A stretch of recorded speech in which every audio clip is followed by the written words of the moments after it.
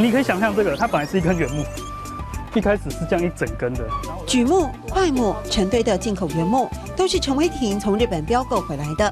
他们觉得这个东西日本不可能会有木头出来，特别是日本桧木，以前日本还从台湾大量购买桧木，怎么可能外销？这既定印象让陈伟霆总被误会是诈骗。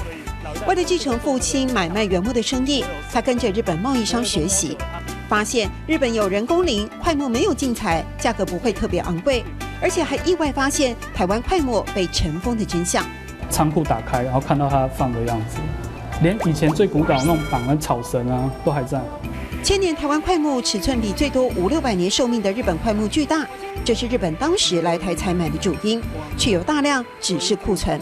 陈伟霆花时间寻找，帮不少台湾人买回心中珍贵的台湾桧木。那些东西在他们的眼里可能没有像我们那么有价值啊，所以还是会想把它带回来。至于引进日本桧木，行销遇上困难，陈伟霆跟2个弟弟决定另辟蹊径，客制化家具，开发生活小物，转向室内设计。所以可以看得出来，这边传统衣型裤。改变传统很辛苦，需要一点时间适应。陈伟霆说，实木市场一直在紧缩，价格是一大原因。但木料对他而言，不只是建材而已。如果不能欣赏木头的美，何来追求它的价值？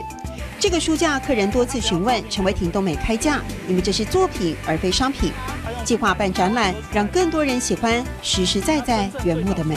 像这个就是我想做的事情，我会把我想做的事情跟生意这件事情，把它划分开。还有很多台湾桧木被堆在日本的仓库里，找到他们，让他们重见天日，发挥价值，这也是让陈伟霆最快乐的事。改变传统衣型裤，爱1935关。改变传统衣型裤，爱1935关。